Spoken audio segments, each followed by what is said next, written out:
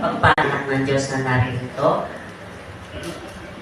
Ganun din po sa ating mga kapatiran na nakatunghay ngayon sa ating FB Live. Praise God, tayo po ay magsisimula na sa ating gawain at inaanyayahan ko po ang lahat na tumayo. Nais ko po basahin muna sa inyo at samahan ninyo ko sa bayan na basahin ang ating scriptures na nagmumula sa awit 113 verse 1 to 6. Basahin po natin. Psalms 113 verse 1. Purihin si Yahweh. Dapat na magpuri ang mga alipin.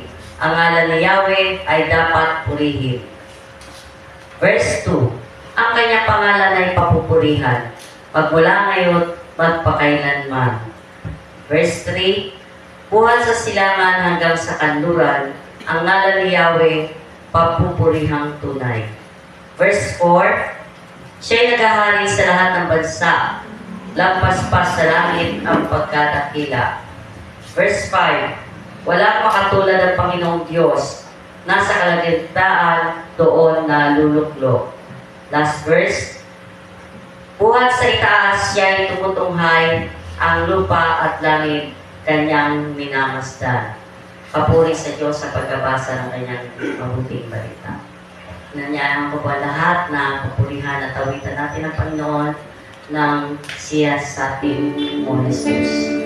Atin pong namnamin ang bawat liriko ng awit ito at ating ihandog ang ating puso sa oras na ito.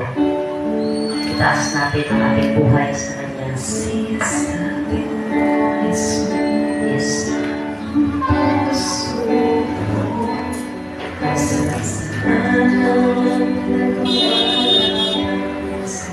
Forgive us, Lord.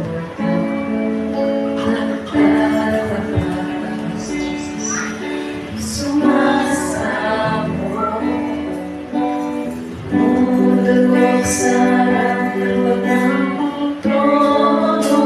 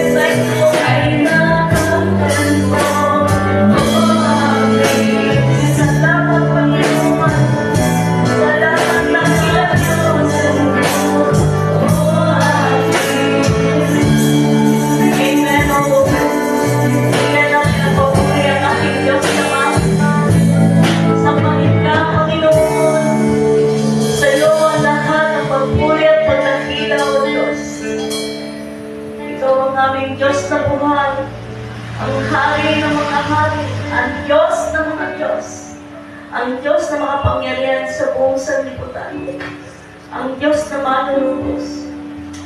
O dakilang Diyos, maraming salamat, Panginoon, ang isang panging mga anak ay pinagtipon sa banal na lugar nito. Salamat, Panginoon, na muli mo kami pinagkaisa upang ikaw ay aming sambahin at takilain.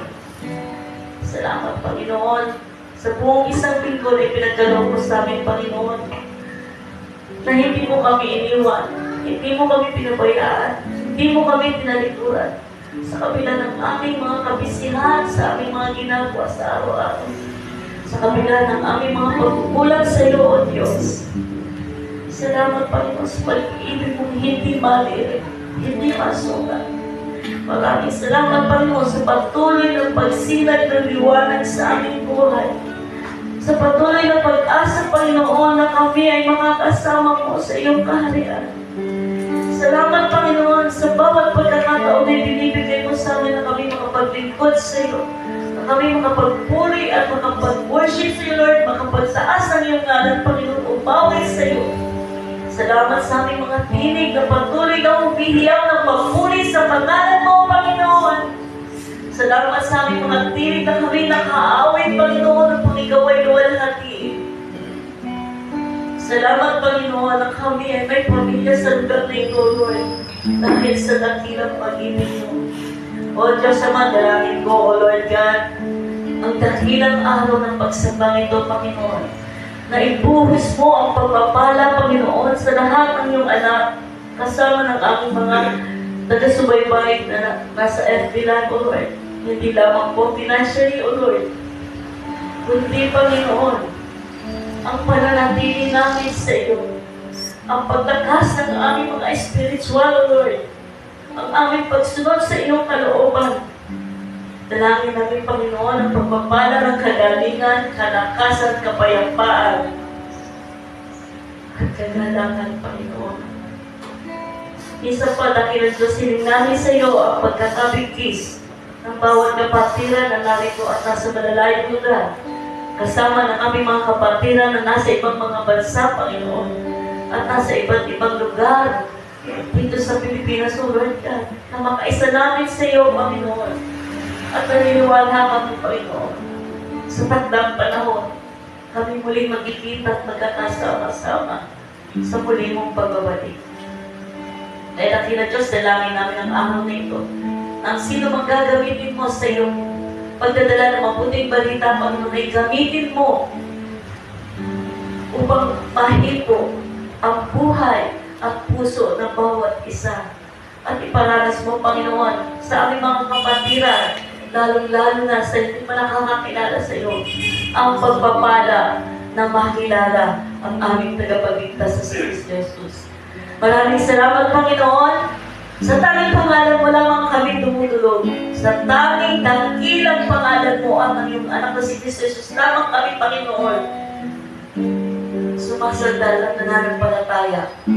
Kaya, O Lord God, tanggapin mo ang aming taos-pusong pasasalamat at pagpuri, O Lord God.